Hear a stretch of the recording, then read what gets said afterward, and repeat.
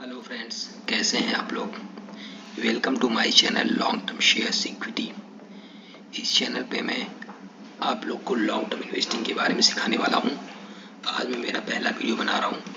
Actually मैंने बहुत पहले कमिटमेंट किया था कि मैं डिक्सन और सिरमा टेक्नोलॉजी के ऊपर वीडियो बनाऊँगा, लेकिन मेरा गला और तबीयत ठीक न होने की वजह से तबीयत न ठीक होने की वजह से मैं बना नहीं पाया। तो आज मैं काफ़ी कुछ बेटर फील कर रहा हूँ, इसलिए मैं मेरा पहला वीडियो आज रिलीज़ कर रहा हूँ।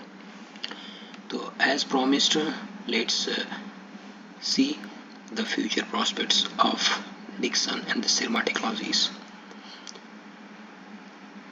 So, मैं एक वेबसाइट पे आ गया हूँ। यहाँ पे मैं आपको पहले डिक्सन टेक्नोलॉजी के बारे में बता रहा हूँ। डिक्सन टेक्नोलॉजी जो कंपनी है, ये एक बहुत बड़ी इंडिया की इलेक्ट्रॉनिक प्रोडक्ट मैन्युफैक्चरिंग कंपनी है। आप देख सकते हैं कि Dixon is one of the largest LED TV manufacturers in India, and it services more than 35% of the India's requirement. It is the largest ODM player in lighting and has the largest capacity in various SKUs with around 160 models in the semi-automatic category. The company has the largest product portfolio ranging from 6 kg to 14 kg, that is SKU.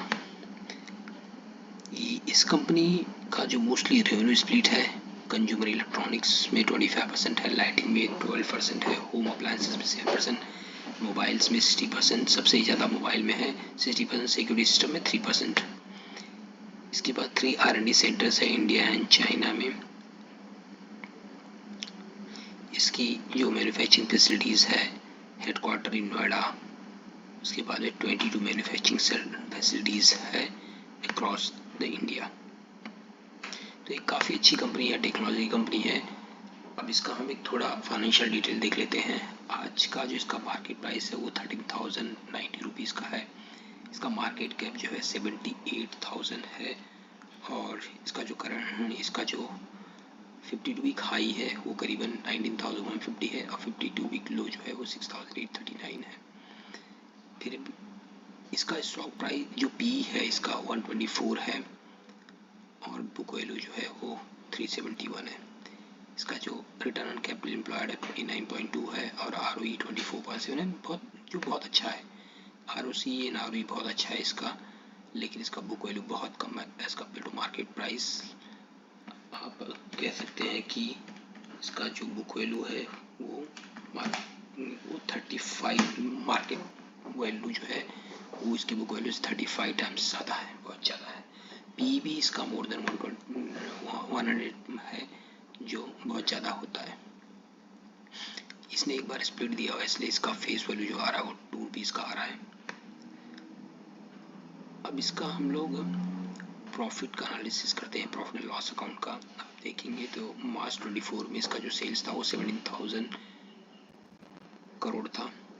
उसके सामने इसका जो net profit था 375 है। तो इसका जो profit margin वो बहुत कम है, लाइक 4% ही प्रॉफिट मार्जिन है, क्योंकि ये एक कॉन्ट्रैक्ट मैन्युफैक्चरिंग का काम करता है, जिसकी वजह से इसके पास नेगोशिएशन पावर बहुत कम होते हैं। ये वॉल्यूम में काम करता है, अगर इसको बहुत बड़े ऑर्डर मिलेंगे तो इसकी प्रॉफिट सेल्स बढ़ जाएगा, और उसके हिसाब से इसका प्रॉफिटेबिलिटी बढ़ जाएगा। तो इसके पास ऐसा हम ये नहीं कह सकते कि इसके पास कोई बहुत बड़ी मोनोपोली है। हाँ, अगर जो इसके पास मोनोपोली है तो वो है कि इसके पास R&D सेंटर्स हैं और मैन्युफैक्चरिंग फैसिलिटीज़ है। अदरवाइज इसकी खुद की प्रोडक्ट नहीं है, इसलिए इसमें ऐसी कोई मोनोपोली या मोड इसके पास नहीं है। इसलिए इसका जो ऑपरेटिंग प्रॉफिट मार्जिन है सिर्फ 4% है। लेकिन आप इसका कंपाउंड सेल्स ग्रोथ देखोगे तो 3 ईयर्स में 40%, 5 ईयर्स में 43%, 10 ईयर्स में 32% है। उसी तरह प्रॉफिट ग्रोथ भी 3 ईयर्स में 32%, 5 ईयर्स में 42% एंड 10 ईयर्स में 39% है।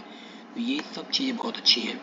इस कंपनी का जो इक्विटी शेयर कैपिटल है, आप देखेंगे मार्च 24 में 12 करोड़ था। रिसोर्स भी इसके काफ़ी बढ़ते जा रहे हैं।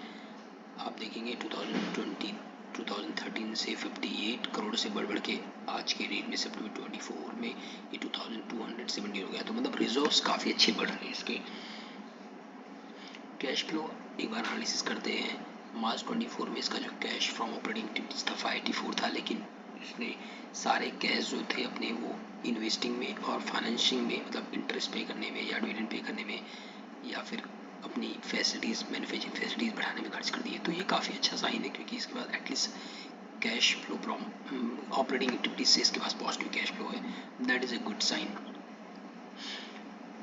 फिर इसका शेयर होल्डिंग पैटर्न देखेंगे तो दिसंबर 24 में प्रोमोटर्स के पास 32% है, एफआईएस के पास 23 है, ईआईएस के पास 22 है एंड पब्लिक के पास 21%। तो काफ़ी अच्छा शेयर होल्डिंग पैटर्न भी है।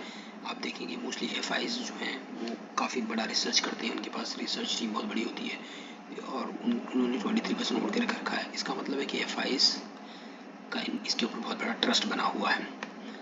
तो ये था overall discussion performance analysis of Dixon technologies. Now let's see Syrma technologies. फिर उसके बाद हम दोनों का कंपैरिजन करेंगे कि किसमें इन्वेस्टमेंट करके आप मोटा पैसा बना सकते हैं। Let's go to Syrma technologies. Syrma technologies जो है ये भी एक इंडिया की काफ़ी बड़ी इलेक्ट्रॉनिक प्रोडक्ट मैन्युफैक्चरिंग कंपनी है।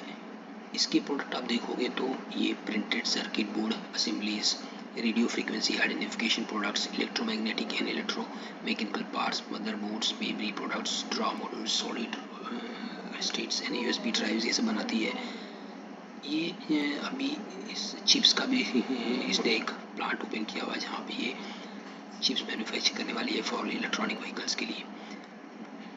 मैन्युफैक्चरिंग फैसिलिटीज़ की जो है the company operates 12 manufacturing facilities in north India, Himachal Pradesh, Haryana, Uttar Pradesh and south India.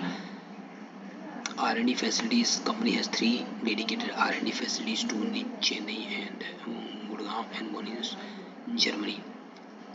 इसका रेवेन्यू आप बाइफर्केशन देखेंगे तो ऑटोमेटिक में 21%, कंज्यूमर में 40%, हेल्थ केयर में 7%, industrial 25% and IT and railway में 6%।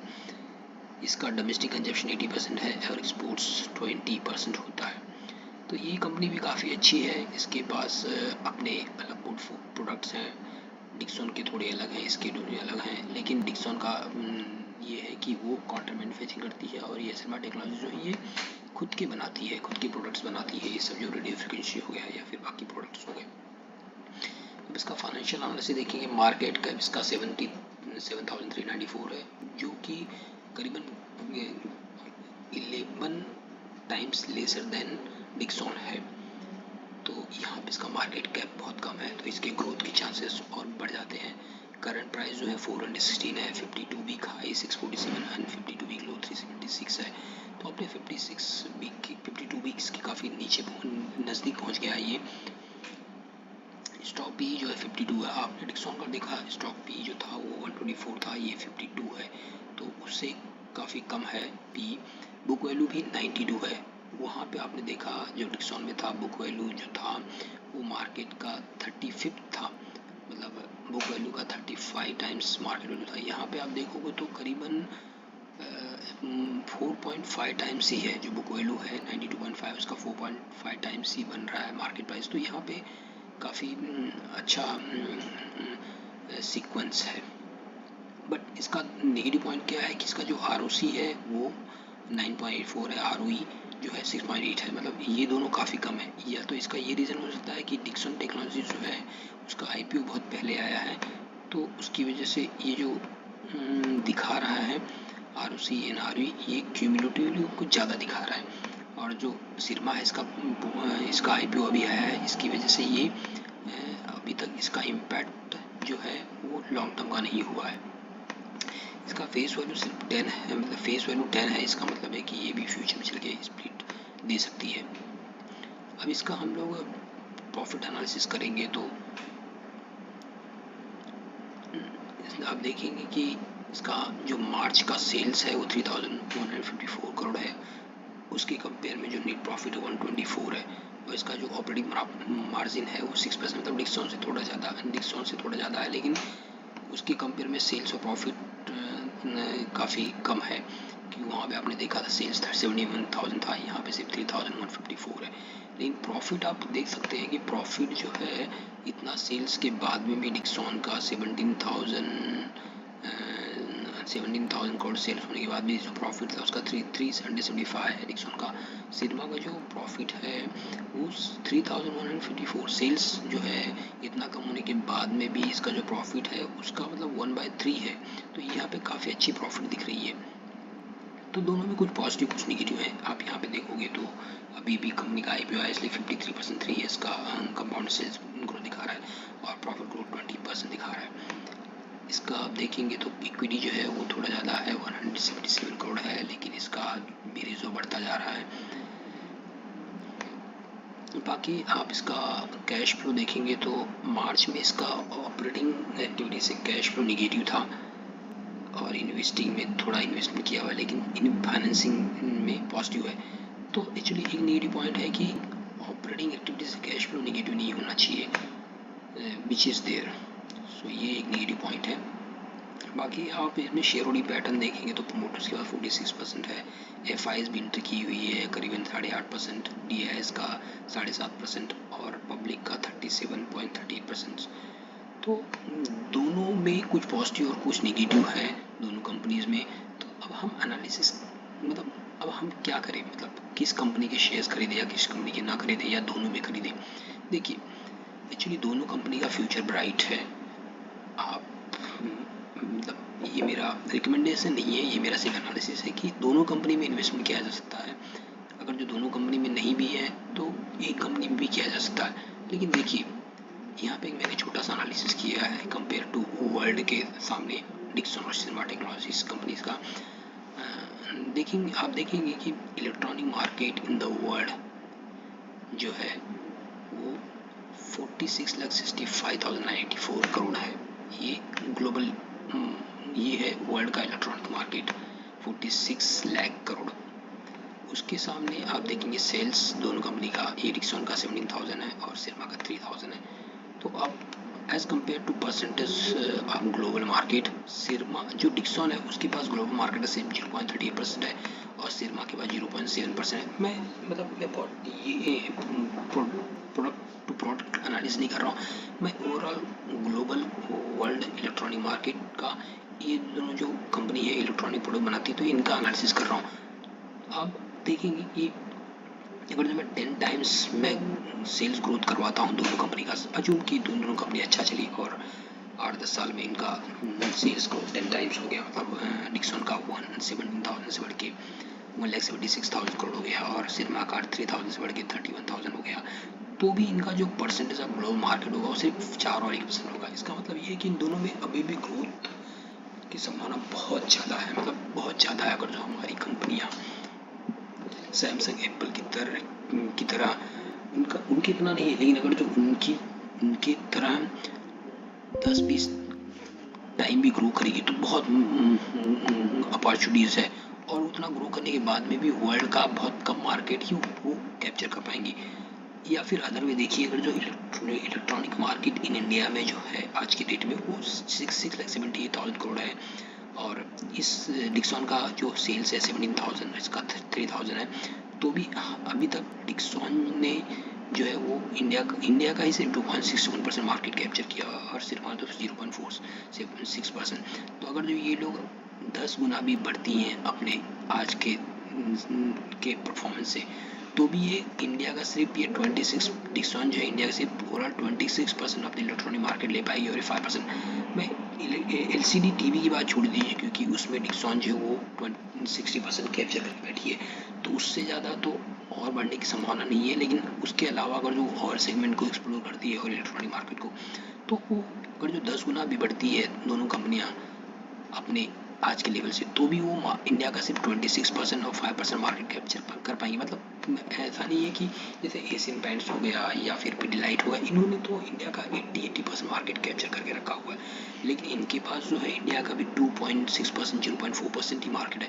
तो इनका फ्यूचर बहुत ब्राइट है। मतलब ये कहिए कि अगर जो अभी भी आप इसमें कंटिन्यू SIP करते जाएंगे या इसमें आपने एक लमसम डाल के 10-20 साल के लिए वेट किया, तो भी आपका फ्यूचर में चल के काफ़ी अच्छा पैसा बन जाएगा।